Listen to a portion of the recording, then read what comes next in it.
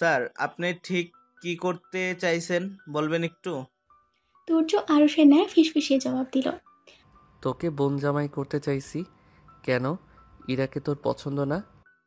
আরুষ উত্তর দেওয়ার জন্য মুখ খুলল, কিন্তু সে কিছু বলার আগে মুখ খুললেন তাহমিনা বেগম। থমথমে কণ্ঠে তিনি বললেন, ইরা এখনো ছোট, এখনোই ওর বিয়ের ব্যাপারে আমরা ভাবছি না কিছু।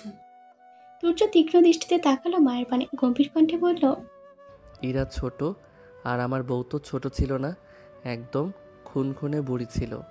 মাত্র 10 বছর বয়সে পৃথার বাবা মায়ের হাত পা ধরে ওই ছোট মেয়েটাকে বিয়ের পিঁড়িতে উঠিয়ে দিতে তোমাদের বুক কাঁপিনি? আর এখন নিজেদের 17 বছর বয়সী মেয়েকে বিয়ে দিতে বুক কাঁপছে। নিজের মেয়েরা মেয়ে, আর পরের মেয়েরা তো মেয়ে নয়, তাদের যেভাবে খুশি নাচানো যায়, তাই না? তুর্যের কথায় চুপ হয়ে গেল সবাই। ছেলেটা ভুল কিছু তো বলেনি। সেদিন সত্যিই তারা ভুল করেছিল, যার দরুন ভুগতে হয়েছে ওই মেয়েটাকে। সকলের নিশ্চুপতার মাঝে উঠে দাঁড়ালো তুর্য। সকলের পানে একবার তাকিয়ে বলল, কি করবে ভেবেচিন্তে আমাকে জানিও। তোমাদের মেয়ে না দিলে আমি আরুষের জন্য অন্য মেয়ে দেখব।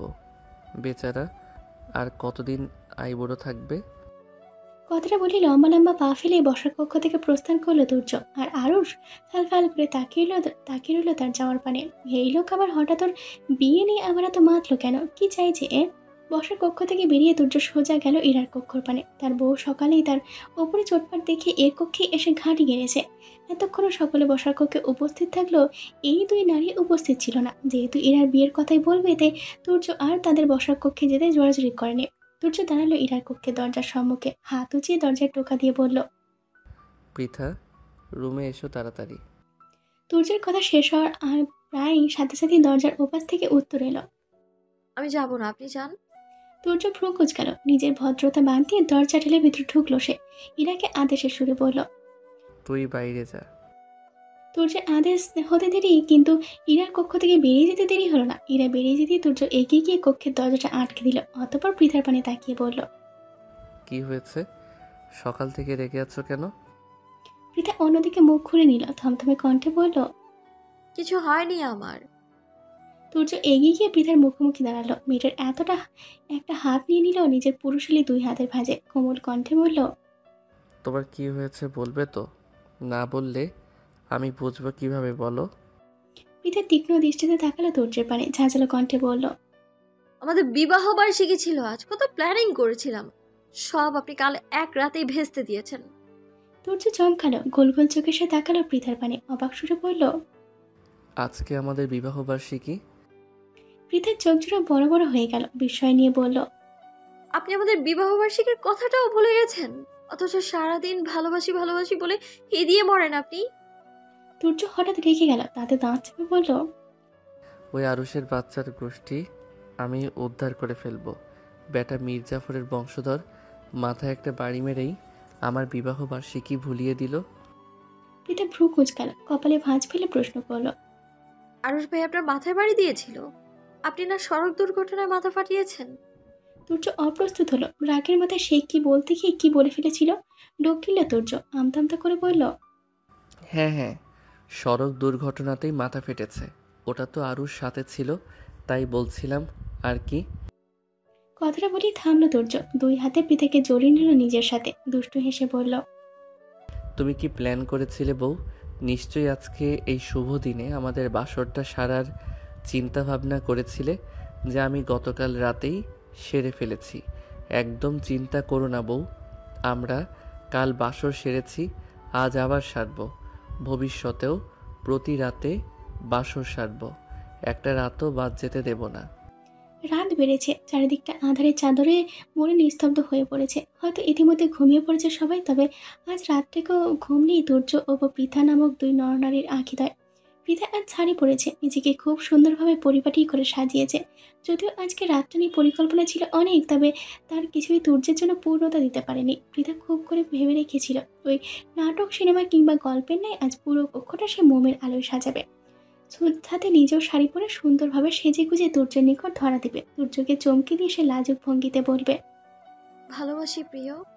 কিন্তু তার কিছুই হলো না। আজ কি হতো? গতকালের মাত্র একটা রজনী নিজেকে নিয়ন্ত্রণ করলো, কত রজনী তো নিয়ন্ত্রণে কাটলো। তা না, নিজেও নিয়ন্ত্রণ হারালো আর তাকেও উস্কে দিল। সকাল সকাল উঠে আবারও পরিবার লাগিয়ে দিল আরুষ আর রিরার বিয়ের কথাটা। সব মিলে একটা হজবরালো অবস্থা। এর মধ্যে আবার নিজ কক্ষে বিবাহবার্ষিকী আয়োজন করবে কখন? তপ্ত নিঃশ্বাস ফেল পৃথা। তার সকল পরিকল্পনায় জল ঢেলে দেওয়ার জন্য যদিও লোকটার উপরে রাগ লাগছে ভীষণ, তবুও আজ নিশ্চুপ রয়েছে। আজ এমন একটা দিনে আর কোনো রাগ অভিমান খারাপ লাগা নিয়ে থাকতে চায় না পৃথা। নিজে পিছনের সকল খারাপকে ভুলে সে নতুনভাবে জীবনটা শুরু করতে চায় তুর্যের সাথে। পৃথা নিজেকে পরিপাটিভাবে সাজিয়ে আয়নায় দেখে নিল আরেকটি বার, অতঃপর দরজার নিকটে গিয়ে খুলে দিল দরজাটা। মৃদু কণ্ঠে বলল, ভেতরে আসুন। তুর্য কক্ষের বাইরে দাঁড়িয়ে মোবাইল ঘাঁটছিল। মূলত পৃথাই তাকে বের করে দিয়েছিল, শক্ত কণ্ঠে বলে দিয়েছিল, আমার সব প্ল্যানিংয়ে তো জল ঢেলেছেন, এখন অন্তত কিছুটা সময় বাইরে থেকে উদ্ধার করুন আমায়। তুর্য আর কথা বাড়েনি। এমনিও কম অন্যায় সে করেনি। সবচেয়ে বড় অন্যায় বিবাহবার্ষিকীর তারিখ ভুলে যাওয়াটা। এটা নিয়ে যে পৃথা এখনো কোনো ঝামেলা করেনি, এই তো অনেক। তারপর যদি আবার বউয়ের কথাও না শুনে, তবে আজ আর রক্ষে থাকবে না। পৃথার কণ্ঠস্বর কনে পৌঁছাতেই চোখ তুলে তাকালো তুর্য। অমনি থমকে গেল বেচারা। হৃদযন্ত্রের ক্রিয়া বেড়ে গেল আগের থেকে দ্বিগুণ হারে। সম্মুখে দাঁড়ানো এই কাকে দেখতে তুর্য। এই মুহূর্তে পৃথাকে তার নিকট কোনো পরীর তুলনায় কম লাগছে না। তুর্য পূর্ণ দৃষ্টিতে তাকালো পৃথার পানে। উজ্জ্বল শ্যামবর্ণার শরীরে মেয়েটা একখানা লাল রঙের শাড়ি জড়িয়েছে আজ। এই শাড়িটা তারই কেনা। প্রথম দিন মেয়েটা এ বাড়িতে আসার পর যে জামা কাপড় পরিপূর্ণ লাগেজটা পৃথাকে সে দিয়েছিল, এটা তার মধ্যেই ছিল। আঁকিদয় মোটা করে কাজল লেগেছে পৃথা। ওষ্ঠদয়ে আবারও হালকা গোলাপি লিপস্টিক লাগিয়েছে। মেয়েটার এই উষ্ণ ঠোঁটজোড়া তুর্যের নিকট যেন আরও উষ্ণ হয়ে উঠেছে এই সময়। ইচ্ছে করছে এখনই ওই ওষ্ঠের উপর হামলে পড়ে নিজের আয়ত্তে নিয়ে নিতে। তুর্য মন্ত্রমুগ্ধের ন্যায় এগিয়ে গেল কক্ষে ভিতরে পৃথার পানে। দরজাটা লাগিয়ে দুই হাত বাড়িয়ে দিল মেয়েটাকে একটু জড়িয়ে ধরতে। পৃথা সরে গেল সাথে সাথে। কপট রাগ দেখিয়ে বলল, এখন না। তুর্য আশাহত হলো, অসহায় কণ্ঠে বলল, তাহলে কখন?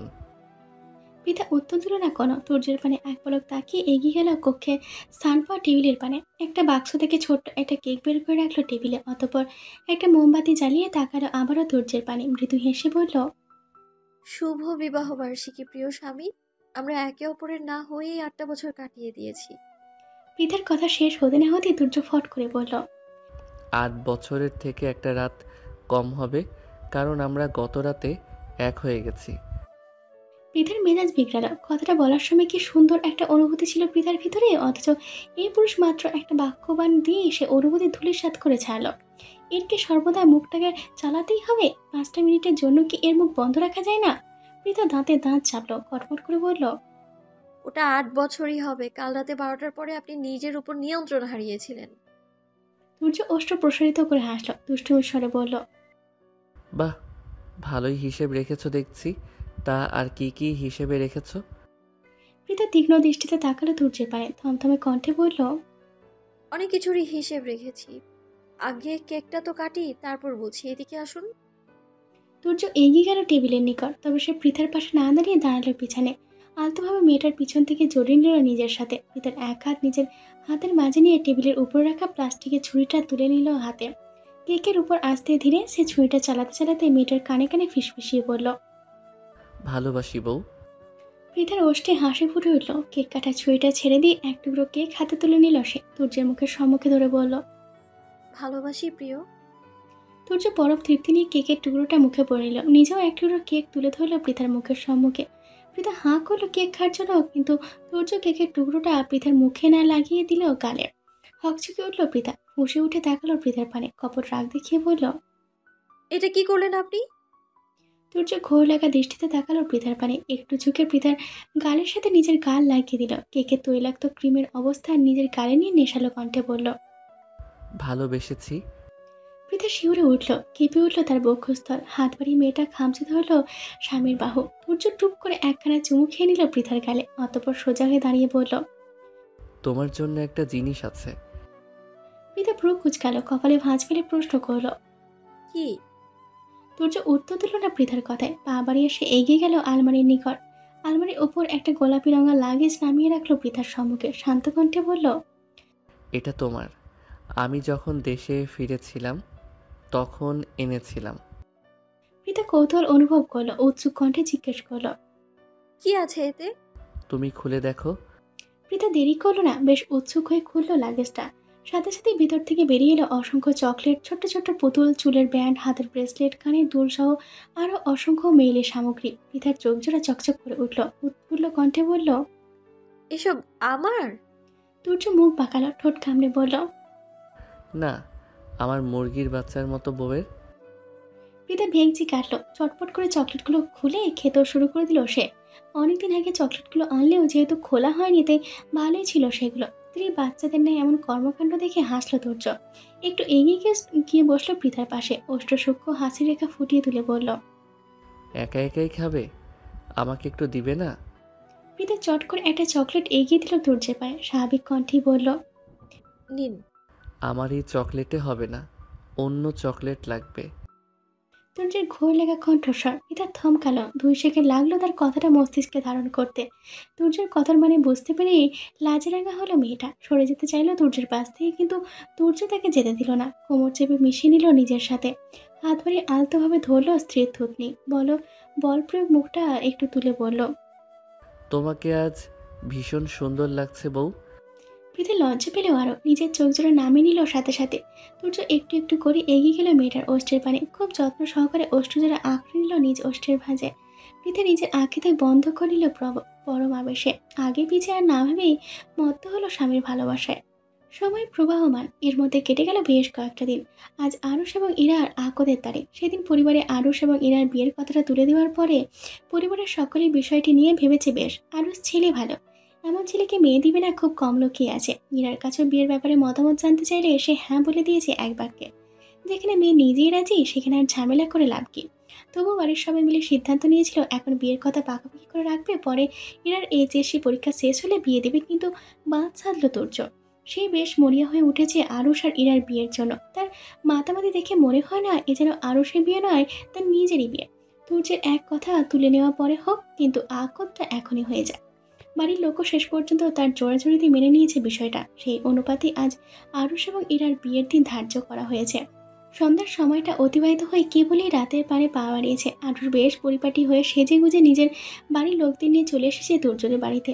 আজ তার বিয়ে, তাও প্রিয় নারীর সাথে। তাদের প্রেম হলো না, পাশাপাশি বসে 2-4টা কথা হলো না, অথচ খুব অল্প সময়ের মধ্যে নিজের করে নিতে পারছে প্রেয়সীকে। ভাবতেই প্রশান্তিতে ভরে উঠছে আরুষের হৃদয়। এই প্রথম ছেলেটার মনে হচ্ছে তুর্য ভীষণ ভালো, তার থেকে উত্তম পুরুষ আর এই পৃথিবীতে নেই। আরুষে আসার পরপরই তাদের বসিয়ে দেওয়া হয়েছে বসার কক্ষে। কাজী সাহেবও চলে এসেছে ইতিমধ্যে। এখন শুধু আসার বাকি ইরা, তাও পৃথা নিয়ে আসছে। খানিক বাদে ইরাকে নিয়ে পৃথা প্রবেশ করলো বসার কক্ষে। ইরার ফর্সা শরীরে আজ গোলাপি রঙা শাড়ি রঙের একখানা শাড়ি জড়ানো হয়েছে, মাথায় ঘোমটা, মুখে সাজগোজের প্রলেপ নেই মেয়েটার। আরুষ যেন থমকে গেল ওখানে। হৃদস্পন্দন গতি বেড়ে গেল তার। আজ এ কোন ইরাকে সে দেখছে? শাড়িতে কোনো নারীকে এতটা সুন্দর লাগতে পারে জানা ছিল না বেচারার। আরুষের চিন্তা ভাবনার মধ্যেই পৃথা ইরাকে বসালো আরুষের পাশে। অতঃপর নিজেও ইরার পাশে বসবে, ঠিক তখনই চোখ গেল তার অপর পাশে তুর্যের পানে। আর ঠিক এই সুযোগটাই নিল তুর্য। সে যেন এতক্ষণ অপেক্ষায় বসেছিল একটাবার পৃথার তাকানোর জন্য। বেচারি তাকানোর সাথে সাথেই সকলের অগোচরে তুর্য একখানা উড়ন্ত চুমো ছুঁড়ে মারল বইয়ের পানে। বুকে হাত দিয়ে ঠোঁট নাড়িয়ে বুঝালো। চলো আর একবার বিয়ে করে ফেলি, আর তারপর আর একবার বাসর। পৃথা চোখ গরম করে তাকালে তুর্যের পানে। লোকটা ইদানিং নির্লজ্জ হয়ে যাচ্ছে ভীষণ। স্থান কাল পাত্র সব বিবেচনায় হারিয়েছে। পৃথাকে চোখ গরম করে তাকাতে দেখেও থামল না তুর্য। একের পর এক নির্লজ্জ ধাঁচের ইশারা করেই যাচ্ছে। পৃথা তুর্যের পানে খেয়াল করতে করতেই হঠাৎ ভেসে এলো কাজী সাহেবের কণ্ঠস্বর। কাজী সাহেব বেশ নম্র কণ্ঠে ইরাকে বললেন। বলুন মা কবুল। ইরা হাঁসফাঁস করে উঠল, খামচে ধরল পৃথার এক হাত। কেমন অদ্ভুত এক অনুভূতিতে ছেয়ে গেছে মেয়েটার মন প্রাণ। আরুষকে যেদিন এ বাড়িতে প্রথম দেখেছিল ইরা, সেদিনই ছেলেটার প্রতি একটা অন্যরকম ভালো লাগা কাজ করেছিল তার হৃদয়ে। তারপর আস্তে আস্তে সেই ভালো লাগা ভালোবাসে পরিণত হলো। অনেকবার আরুষকে নিজের মনের কথা জানাতে গিয়েও ভয়ে পিছিয়ে এসেছে মেয়েটা। লোকটা নিতান্তই ভদ্র এবং সভ্য ধাঁচের। সে যদি না মেনে নেয়, ওকে ভালো না বাসে, তখন কি হবে? প্রিয় মানুষটার কণ্ঠে ভালোবাসি না এই বাক্যটা শোনার মতো শক্তি ছিল না ইরার। তাই সে আরুষকে ভালোবাসলেও তার প্রকাশে ছিল ভিত। অথচ আজ দেখো, সুন্দর এক ভাগ্যের চাওয়ায় নিজ প্রিয় পুরুষটার পাশেই বসে রয়েছে বউয়ের সাজে। আর খুব অল্প সময়ের মধ্যে হয়তো সে হয়েও যাবে আরুষের, শুধুমাত্র আরুষের। ইরার আকাশ পাতাল চিন্তাভাবনার মধ্যেই আবারও ভেসে এলো কাজী সাহেবের কণ্ঠস্বর। কাজী সাহেব নম্র কণ্ঠে আবারও বললেন। বলুন মা কবুল। ইরা এবার আর নিজের ভাবনা চিন্তায় সময় ব্যয় করলো না, থেমে থেমে উচ্চারণ করলো। কবুল, কবুল, কবুল। সাথে সাথে চারিদিকে সমস্বরে প্রতিধ্বনিত হলো আলহামদুলিল্লাহ। এরপর কাজী সাহেব আরুষকে কবুল বলতে বললে সে সময় নিল একটু। সে তো আর তুর্যের ন্যায় নির্লজ্জ নয়। তাই চারিদিকে একবার দৃষ্টি ঘুরিয়ে থেমে থেমে বলল, কবুল, কবুল, কবুল। ঝামেলাবিহীন সুন্দর সুষ্ঠুভাবে বিয়েটা সম্পন্ন হলো আরুষ এবং ইরার। বিয়ে সম্পন্ন হওয়ার পরে তুর্যদের বাড়িতে ছোটখাটো একটা খাবার আয়োজনও করা হয়েছিল সকলের জন্য। আরুষদের বাড়ির সকলে খাওয়া দাওয়া শেষ করে এসে বসলো বসার কক্ষের সোফায়। এবার তাদের যাওয়ার পালা। এক এক করে সোফা থেকে সকলে উঠে চলে গেলেও আরুষ উঠছে না, ঠায় বসে রয়েছে ছেলেটা। তুর্য ভ্রুকুচকে তাকালো আরুষের পানে, চোখ ছোট ছোট করে প্রশ্ন করলো, তুই উঠছিস না কেন? এখনো এখানে বসে আছিস কোন দুঃখে? আরুষ ঠিক কি উত্তর দিবে ভেবে পেল না। আজ তার আকত হয়েছে, অন্তত একটু সময়ের জন্য হলেও তো ইরার সাথে দেখা করতে দিবে তাকে। বিয়ের আগে মেয়েটার সাথে তেমন কথা হয়নি আরুষের, এখন কি বিয়ে হয়েছে তাই এটুকু সুযোগও তো অত্যন্ত তাকে দেওয়া উচিত। তাছাড়া তাহমিনা বেগমও বলেছেন আরুষকে আজ থেকে যেতে, হয়তো একটু সময় নয়, আজ পুরো রাতটাই ইরাকের কাছে পাবে সে। সেই আশাতে এই সবাই বসেছিল বেচারা, কিন্তু এই তুর্য নামক প্রাণীর সম্মুখে নিজের মনের আশার কথা সে বলবে কি করে? আরুর আমদামতা শুরু করলো। কিছু একটা বলার জন্য মুখ খোলার আগেই তাহমিনা বেগম এসে উপস্থিত হলেন ওই স্থানে। তুর্যের মুখ পানে তাকিয়ে বললেন, ও আজ থাকবে আমাদের বাড়িতে। বিয়ে যেহেতু হয়েছে, দুজন দুজনের সাথে একটু কথা বলার জন্য হলেও ওদের সময় দেওয়া প্রয়োজন। আরুষ তো খুশিতে গদগদ হলো। যাক, এবার অন্তত নিজের প্রেয়সীর নিকটে যাওয়ার সুযোগ পাবে সে। তবে আরুষের এই খুশি বোধহয় সহ্য হলো না একজনের। কপাল কুঁচকে তুর্য বলল, এসব কী ধরনের কথা মা? আকদের তারিখ আমি ঠিক করেছি, তাহলে তোমাদের যে কোনো সিদ্ধান্ত আমাকে জানিয়ে নেওয়া উচিত ছিল না? মানে? তাহমিনা বেগমের প্রশ্নে কুটিল হাসলো তুর্য। মাকে বোঝানোর উদ্দেশ্যে বলল, ইরার সামনে পরীক্ষা মা। বিয়েটা হয়েছে বলেই যদি ওদের একসাথে থাকতে দাও, একসাথে সময় কাটাতে দাও, তাহলে এর প্রভাব ইরার মনে পড়বে। মেয়েটার বয়স কম, স্বামীর সান্নিধ্যে গেলে ওর মনোযোগ সম্পূর্ণরূপে স্বামী সংসারের দিকে যাবে। পড়াশোনায় কিন্তু আর মন বসবে না ওর। থামলো তুর্য, আবারও বলল, বিয়ে যখন হয়ে গেছে, সারা জীবন পড়ে আছে ওদের একসাথে থাকার জন্য। অথচ পরীক্ষায় যদি একবার ফেল করে, তাহলে আমাদের যে সম্মানটা হারাবে তা কিন্তু আর ফিরে আসবে না মা।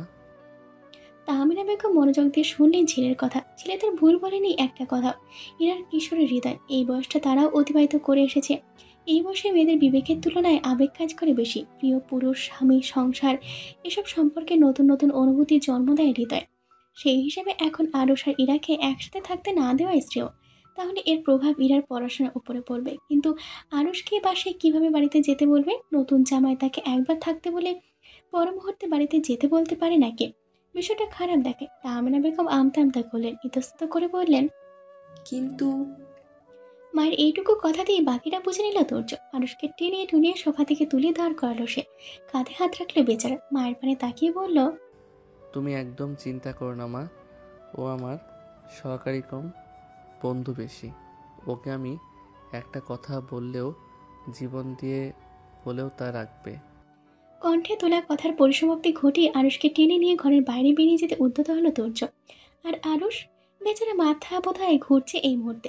এ কোন তুর্যকে দেখছে সে? একটু আগে যে লোক আরুষের সবচেয়ে বড় শুভাকাঙ্ক্ষী হয়ে ধরা দিল, এখন সে সবচেয়ে বড় শত্রু ভূমিকা পালন করছে। এই ছিল লোকের পেটে পেটে। হ্যাঁ, এর জন্যই বোধহয় এত তাড়াহুড়ো করে তুর্য তাদের বিয়েটা দিয়েছিল। অথচ আরুষ ভেবেছিল তুর্য ভালো হয়ে গেছে। এই পৃথিবীতে তুর্য ব্যতীত উত্তম পুরুষ আর নেই কেউ। আরুষের হৃদয় কেঁদে উঠল, তীব্র ব্যথা নিয়ে গেয়ে উঠল। সম্পর্ক বদলে গেল একটি পলকে। কে আপন কে যে পর হলো রে। আরুষের উথাল পাথাল চিন্তাভাবনার মধ্যেই বাড়ির বাইরে বেরিয়ে আসলো তারা। তুর্য আরুষের কান থেকে হাত ছড়িয়ে ভদ্র বাচ্চাদের ন্যায় বলল, রাত অনেক হয়েছে, এখন বাড়ি চলে যা। নিজের একলা বিছানায় হাত পা ছড়িয়ে জব্বর একটা ঘুম দে। আরুষের বুক ফেটে চৌচির অবস্থা। বিয়ের পরও একলা বিছানায় হাত পা ছড়িয়ে ঘুমানোর উপদেশ দিল এই পুরুষ। এই হৃদয়ে কি একটু দয়াময়া বলতে কিছুই নেই? কেন করলো এই লোকটা এমন?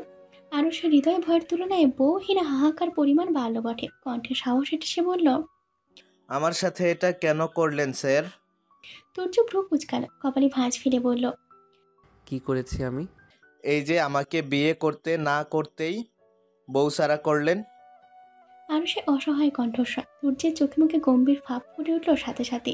থমথমে কণ্ঠে সে বলল, ছি ছি আরুষ, তোকে দেখে আমার লজ্জা হচ্ছে। আমার মতো একজন নম্র ভদ্র লাজুক পুরুষের সাথে থেকে তুই এতটা নির্লজ্জ কবে থেকে হলি? বিয়ে করতে না করতেই বউয়ের কাছে থাকার জন্য মরিয়া হয়ে উঠেছিস।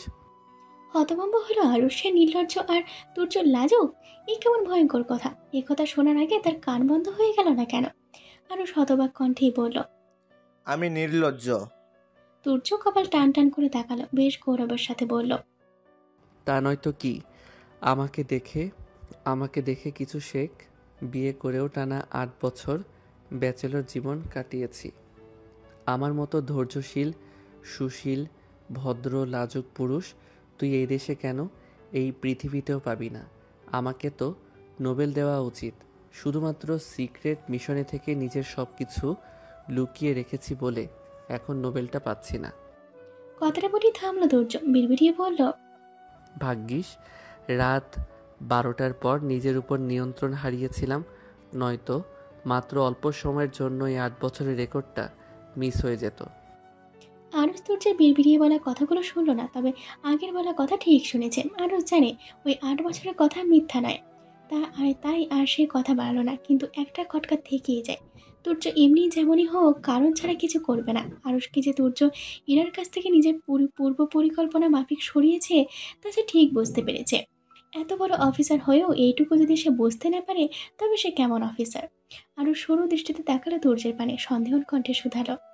সত্যি করে বলুন তো স্যার, আমার বাসর ঘরে আপনি আঘাতটা কেন হানলেন?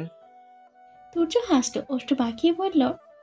কি ভেবেছিস আমি সব ভুলে গেছি?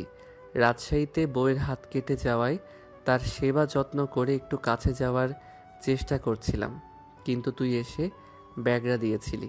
আর তারপর আমার মাথায় বাড়ি। একটা কথাও ভুলিনি আমি, প্রতিটির কথা মনে রেখেছি।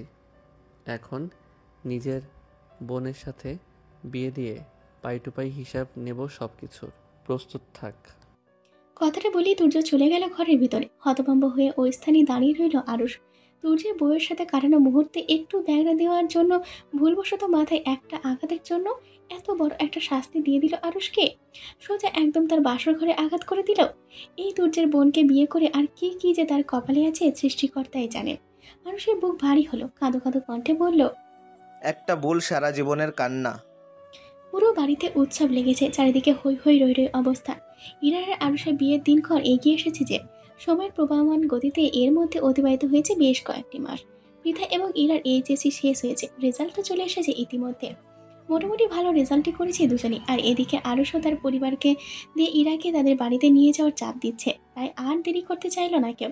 এমনি এই পরীক্ষা করে বেশ অনেকটা সময় অতিবাহিত হয়েছে। সামনের সপ্তাহে আরুষ আর ইরার আনুষ্ঠানিক দিন কার্য করা হবে, আর তার আগের দিন গায়ে হলো। সেই অনুপাতে ইতিমধ্যেই বাড়িতে অতিথিদের আগমন শুরু হয়ে গেছে। তুর্য ছিল আজ বাড়িতে, বসার কক্ষে বসেছিল সবার সাথে, যদিও তার নজর রান্নাঘরে, কারণ সেখানে সে বেচারা এক এবং একমাত্র বউ কোমরে ওড়না বেঁধে রান্নায় কাজ সামলাচ্ছে।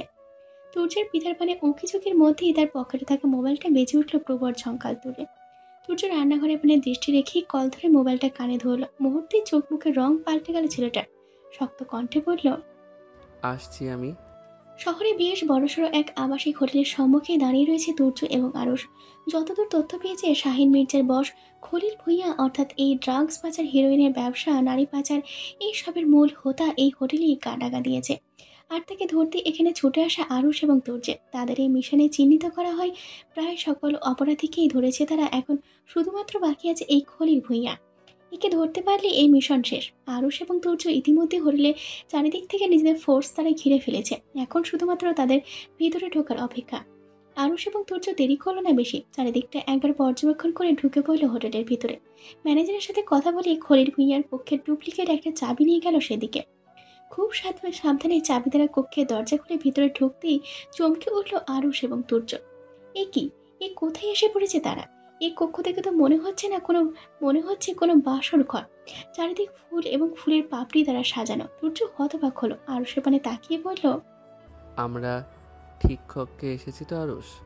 তুর্যের কথা শেষ হতে না হতেই আরুষ বাড়ির দিকে দৌড় দিল। দরজায় রুম নাম্বারটা ভালোভাবে পর্যবেক্ষণ করে আবারও ছুটে এসে দাঁড়ালো তুর্যের পাশে। আশেপাশে তাকিয়ে বলল। আমারে তো এই রুমটার কথাই বলা হয়েছিল স্যার। তুর্য ভ্রু কুচকালো, সন্ধ্যা দৃষ্টিতে তাকালো, বুলালো আশেপাশে। হোটেল কক্ষে শুভ্র রঙা বিছানাটা সাজানো হয়েছে লাল গোলাপের পাপড়ি দ্বারা, আবার সুন্দর স্বচ্ছ কৃত্রিম আলোর ব্যবস্থাও করা হয়েছে।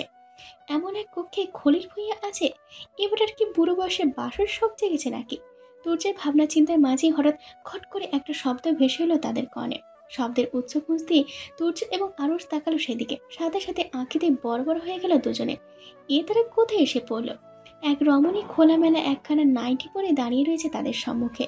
শরীরে প্রায় প্রতিটি ভাঁজই এই নাইটির উপর থেকে দৃশ্যমান। তুর্য নিজের চোখ নামিয়ে নিল, আতঙ্কিত কণ্ঠে বলল, নাউজুবিল্লাহ। আরস ঢোকিল। মেয়েটির দিক থেকে চোখ ঘুরিয়ে তাকালো অন্যদিকে।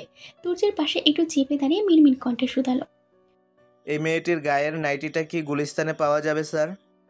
তুর্য ভ্রু কুচকালো, আরো সেপানে তাকিয়ে জিজ্ঞেস করলো, কেন? এই খোলামেলা নাইটি দিয়ে তুই কি করবি? আরস এলোমেলো দৃষ্টি ফেল, ইতস্তত করে বলল, 2 দিন পর তো আমার বিয়ে, বাসর রাতে বউকে উপহার দিতাম আর কি।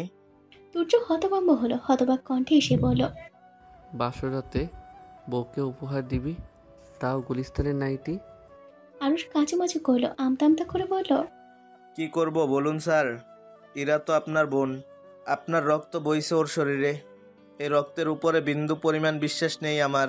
বউকে বাসর ঘরে উপহার দেওয়ার জন্যে বড় শপিং মল থেকে অনেক টাকা খরচ করে না হয় নাইটি কিনলাম। পরে দেখা গেল আপনার বোন নাইটি সহ আমাকে ধাওয়া করছে, নয়তো গেল বাসর ঘরেই আমার মুখের উপর নাইটিটা ছুঁড়ে মেরেছে। তখন কি হবে? তার থেকে গুলিস্তান থেকে অল্প দামে নাইটি কিনে দিব, সে ছুঁড়ে মারবে আমার মুখে, আমি ছুঁড়ে মারবো আপনার কক্ষে। তুর্য তাতে দাঁত চাপলো, কটমট করে তাকালো আরুষের পানে। শক্ত কণ্ঠে কিছু বলবে তার আগে মেয়েটি এসে দাঁড়ালো তুর্যের মুখোমুখি। হাত বাড়িয়ে আলতোভাবে ছুঁয়ে দিতে চাইলো তুর্যের বক্ষস্থল। সাথে সাথেই ছেলেটা ছিটকে দূরে সরে গেল, চেঁচিয়ে বলল, দূরে থাক বেয়াদব মেয়ে মানুষ, আমার ঘরে বউ আছে।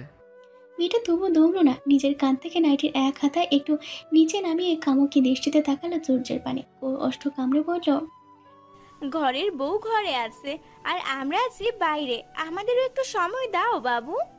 তুর্য চেঁচিয়ে উঠল, নাক মুখ কুঁচকে বলল, আমার মা আছে, নতুন করে কোনো মায়ের দরকার নেই। দূরে সর বেয়াদব মহিলা। মেয়েটা যেন আহামক পড়ে গেল তুর্যের কথায়। এসব কি বলছে এই ছেলে? মেয়েটা কিছুটা অবাক কণ্ঠেই বলল, আমি তোমার মা হতে যাব কোন দুঃখে? এসব কি বলছো তুমি? মা যখন হতে চাইছিস না তাহলে বাবু কেন বললি বেয়াদব মহিলা? কোন দিক থেকে আমাকে তোর বাবু মনে হয়? আমার বিয়ে হয়েছে 8 বছর, এতদিন বউয়ের কাছে থাকলে তোর মতো 2-4টা বাবু বাপ বাপ করে আমার আগে পিছে হাউমাউ করে কাঁদতো। মেয়েটার মাথা ঘুরে উঠলো যেন। এ কার পাল্লাই পড়লো সে, সাথে কিছুটা অপমানিত বোধও করলো। তবে কিছু করার নেই, যে তাকে যে কাজ দেওয়া হয়েছে তা তো করতেই হবে তাকে। এই কাজের বিনিময়ে মোটা অঙ্কের টাকাও ইতিমধ্যে নিয়ে ফেলেছে সে। মেয়েটা আবারও এগিয়ে গেল তুর্যের পানে, রসিয়ে রসিয়ে বলল, তুমি না বড্ড রসিক পুরুষ, আমার তোমাকে ভালো লেগেছে ভীষণ। তুর্য ওষ্ঠ বাঁকালো, নাক মুখ কুচকে বলল, কিন্তু তোকে আমার মোটেই পছন্দ হয়নি, দূরে সর আমার থেকে।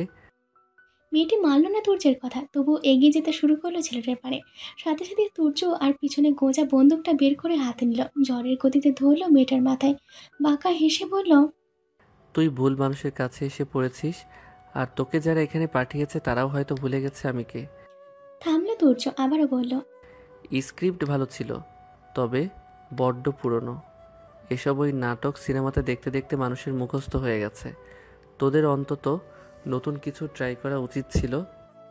তুর্যকে হয়ে মাথায় বন্দুক ঠেকাতে দেখে ঘাবড়ে গেল মেয়েটা। মৃত্যু ভয়ে বুক কেঁপে উঠল তার। ঢোক গিলে বলল, আমাকে দয়া করে মারবেন না স্যার, আমি এখনই চলে যাচ্ছি এখান থেকে, আপনাদের আর বিরক্ত করব না। তুর্য হাসলো, অশ্রু বাঁকিয়ে বলল, এই তো লাইনে এসেছিস, এখন মানে মানে বলে ফেলতো তোকে এখানে কে পাঠিয়েছে। মেয়েটি ভীত হলো, এলোমেলো দৃষ্টি ফেলে বলল, কেউ না, আমি নিজেই এসেছি। তুর্য চেতে গেল, দাঁতে দাঁত চেপে বলল, বলবি নাকি এখনই গুলি করে খুলি উড়িয়ে দেব তোর? মেয়েটা এবার ভীত হলো আরো, আতঙ্কিত কণ্ঠে বলল, বলছি। বল। মেয়েটা কাঁপা কাঁপা কণ্ঠে জবাব দিল, খলিল ভুইয়া। তুর্য বন্দুক নামিয়ে ফেললো মেয়েটির কপাল থেকে। আনুষের পানে তাকিয়ে বলল, দুজন নারী সদস্যকে ডাক, এটাকে নিয়ে উত্তম মাধ্যম দিতে বল কিছু। দেখ মুখ থেকে আরো কিছু বের হয় কিনা। সময় যতটা অতিবাহিত হচ্ছে আরুষ এবং ইরার বিয়ের দিনও ততটা ঘনিয়ে এসেছে। বাড়ির সকলে ইতিমধ্যে শপিংয়ে নেমে পড়েছে। বাড়ির প্রথম মেয়ের বিয়ে বলে কথা। যদিও তুর্যের বিয়ে নিয়ে অনেক জল্পনা কল্পনা ছিল তাদের, কিন্তু তারপর যা ঝামেলা হলো তাতে সকল জল্পনা কল্পনার অবসান ঘটেছে অনেক আগে। আগে একদিন শপিংয়ে এলেও আজ আবারও বাড়ির সকলে মহিলারা জোর বেঁধে চলে এসেছে শপিং মলে। টুকটাক সবারই কিছু কেনাকাটা বাকি ছিল, তাই আর কি। তবে মলের ভিতরে ঢোকার আগে রাস্তায় বেশ বড়সড় একটা জটলা চোখে পড়লো সকলে। এখানে আবার কি হয়েছে? মারামারি লেগেছে নাকি? আশেপাশে জনমানবের আলোচনা শুনেই তো তাই মনে হচ্ছে। পিতা উঁকিঝুঁকি মেরে ভিড়ের ভিতরের দিকটা দেখার চেষ্টা করলো। আবজে হঠাৎ কাউকে দেখে ভীষণ চমকালো সে। কাকে দেখছে সে? তুর্য। পরক্ষণে নিজের ভাবনাকে নিজেরই ধিক্কার জানালো মেয়েটা। তুর্য এখানে কিভাবে আসবে? সকালেই তো অফিসে যাই বলে বেরিয়ে গেল, তাহলে এখানেই মারামারির মধ্যে কোথা থেকে আসবে? তবে কথাটা যত সে নিজের মনকে বোঝানোর চেষ্টা করুক না কেন, মনটা যেন কিছুতেই মানতে চাইছে না। মনে হচ্ছে সে তোর চোখেই দেখেছে। পৃথা নিজের পার্স ব্যাগ ঘেটে মোবাইলটা বের করলো। কল লাগালো তুর্যের নাম্বারে, একবার, দুইবার, তিনবার। না, কল ধরছে না ছেলেটা। তবে কি পৃথাই ঠিক দেখেছে ওটা তুর্য? অনেকটা সন্দেহের বসে পৃথা এগিয়ে গেল ওই জটলার পানে। ভিড় ঠেলে ভিতরে ঢুকতেই চমকে উঠল মেয়েটা। এ তো সত্যি তুর্য। একটা ছেলের মাথায় বন্দুক ঠেকিয়ে দাঁড়িয়ে আছে, আর পাশে আরুষ আর একটা ছেলেকে বেধড়ক মারছে। এ কি দেখছে সে? সত্যি নাকি স্বপ্ন? না না, এ তো সত্যি হতে পারে না। তুর্য তো এমন নয়। তুর্য এমনি নির্লজ্জ, খারাপ, যাই হোক, কোনটা ধার্যের নয়। পৃথা নিজের চোখ দুটো বন্ধ করে নিল। একটু সময় নিয়ে আবারও তাকালো সম্মুখে। না, সে ভুল দেখছে না। এ তুর্য। পৃথার চোখের সম্মুখে ভেসে উঠল রাজ্যের সেই গোলাগুলির দৃশ্যটা। সেখানে সে মাস্ক পরা একটা ছেলেকে গুলি চালাতে দেখে জ্ঞান হারিয়েছিল। জ্ঞান ফেরার পরে চোখের সম্মুখে সে তুর্যকে আবিষ্কার করেছিল। তবে কি সেই মাস্ক পরা ছেলেটা তুর্য ছিল? পৃথার মাথা ঘুরে উঠল, হাঁটু জোড়া কাঁপতে শুরু করলো থরথর করে। কোনো মতে মেয়েটা গলার স্বরটা একটু বাড়িয়ে বলল,